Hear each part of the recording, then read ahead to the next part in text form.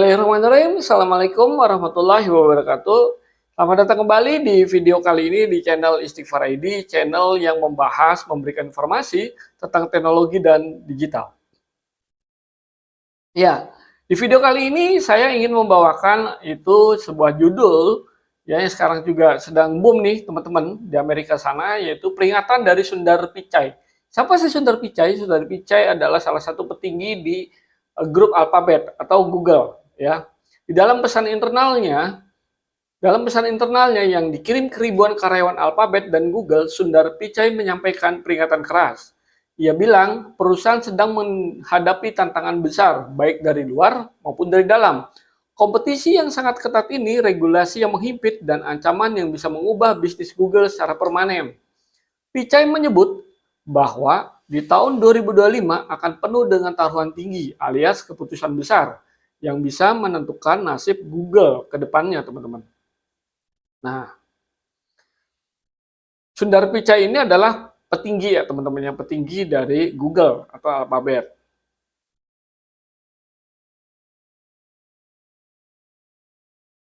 Masalah besar pertama datang dari pengadilan Agustus tahun 2024. Pada tahun lalu teman-teman. Sekarang kan tahun 2025 ya teman-teman ya. Hakim Federal AS Amit Mehta memutuskan bahwa Google secara ilegal memonopoli pasar mesin pencari internet. Dan sebagai tindak lanjutnya, Departemen Kehakiman AS atau DOJ menyarankan langkah paling ekstrim yang pernah diajukan terhadap Google atau menjual Chrome, terhadap Google menjual Chrome. Nah, itu saran dari Departemen Kehakiman AS ya teman-teman. Nah, sekedar catatan nih teman-teman ya, Chrome itu bukan sekedar browser biasa. Ini adalah gerbang utama Google untuk mengumpulkan data pengguna dan menyajikan iklan. Chrome menguasai hampir 67% pangsa pasar browser di dunia per Oktober 2024. Dan dari sinilah Google menghasilkan miliaran dolar dari iklan. Pendapatan Google kuartal ketiga tahun 2024 iklan mencapai 1.000 triliun lebih. Masya Allah teman-teman, pendapatan yang sangat luar biasa, 1.000 triliun. Artinya 1 kuadriliun ya teman-teman uangnya ini. Apa sih yang diincar dari DOJ atau Departemen Kehakiman AS menuding Google menutup peluang bagi pesaing untuk berkembang. Mereka bilang Google membuat perjanjian eksklusif agar Chrome jadi default browser, Google Research jadi mesin pencari bawaan, dan iklan tampil hanya di platform milik mereka. Jadi tidak tampil di platform lain teman-teman selain di Google.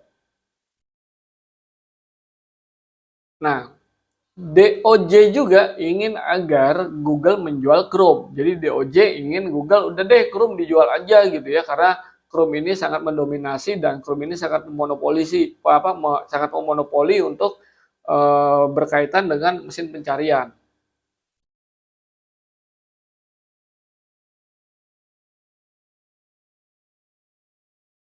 Nah, DOJ juga ingin agar Google melisensikan hasil data pencarian, mengizinkan situs web untuk tidak dilacak oleh AI milik mereka, teman-teman. Google disebut masih bisa menghindari penjualan Chrome, tapi kalau hanya mereka mengubah praktik bisnisnya, pengadilan akan memberikan keputusan final pada tahun 2025 di bulan Agustus. Jadi waktu mereka tinggal beberapa bulan lagi, teman-teman. Nah, sekarang sudah saatnya perang baru antara AI versus Google. Tapi bukan hanya regulator yang bikin Google ketar-ketir, teman-teman, di tahun 2002 ini. Di tahun 2025 ini. Juga jadi tahun di mana kompetisi teknologi mencapai level baru lewat kecerdasan buatan. Di antaranya adalah ChatGPT, SearchGPT, Perplexity. OpenAI dengan ChatGPT, lalu SearchGPT, dan Perplexity semuanya menawarkan pengalaman baru dalam mencari informasi tanpa harus googling seperti biasanya. Ini ancaman serius buat Google karena mayoritas pendapatan mereka berasal dari iklan di hasil pencarian. Nah, lalu ada jawaban Google Gemini. Untuk melawan arus ini, Google meluncurkan Gemini, model AI baru yang menjadi jawaban mereka terhadap dominasi ChatGPT. Jadi karena ChatGPT ini mendominasi dari sisi AI, maka Google mengeluarkan Google Gemini, teman-teman. Gemini AI itu demo dari aplikasi Google. Pichai mengatakan bahwa fokus utama Google di 2025 adalah memperkuat Gemini agar bisa memberikan pengalaman pencarian yang lebih pintar, lebih profesional, dan lebih cepat.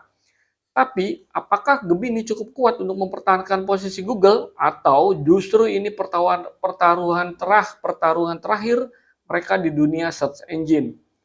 Apa yang akan terancam hilang? Kehilangan Chrome bukan cuma soal kehilangan browser, ini soal kehilangan data, kehilangan kontrol atas ekosistem, dan yang paling penting kehilangan pendapatan besar dari iklan Google. Dan jangan lupakan, tekanan dari luar negeri juga, Inggris misalnya, lewat otoritas persaingannya juga mempertanyakan praktek Google di sektor periklanan digital. Global versus local pressure. Kesimpulannya, apakah bisakah Google bertahan di sini, teman-teman? Ya, karena begitu mendominasinya Google, tapi serangan-serangan dari aplikasi luar juga berdatangan, apakah Google di sini bertahan? Jadi bayangkan ini, teman-teman. Google terjepit di antara tuntutan hukum, kemunculan AI canggih, dan tekanan dari pasar global.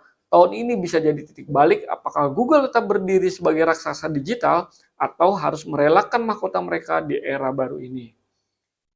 Nah, sekarang menurut kamu bagaimana? Apakah keputusan DOJ ini adil atau ini justru mengancam buat inovasi? Dan menurutmu siapa yang akan menang dalam perang AI? Google atau kompetitornya? Nah, kalau menurut saya nih teman-teman, ya Google masih terus bertahan teman-teman. Karena Google juga melihat bahwa kompetitor semakin besar itu dijadikan sebuah motivasi. Sehingga membuat Google ini bisa terus bertahan, bisa terus berkembang, dan juga bisa terus menguasai teman-teman. Ya, seperti video YouTube ini juga kan milik Google. Artinya keberadaan video YouTube ini yang selama ini digunakan kami untuk bisa menyampaikan informasi berita-berita ini adalah juga milik Google. Artinya saya rasa Google akan terus bertahan, apalagi Google sudah mendominasi sebagian besar market dari Google Search Engine atau market mesin pencarian. Nah, kalau teman-teman memiliki pendapat yang lain atau informasi yang lain, bisa langsung aja isi komentar di bawah ya. Dan juga siapa tahu teman-teman merasa bermanfaat terhadap video yang kami buat, silakan share, like, dan subscribe. Semoga bermanfaat. Terima kasih. Sampai ketemu di video-video selanjutnya. Wassalamualaikum warahmatullahi wabarakatuh. Bye-bye.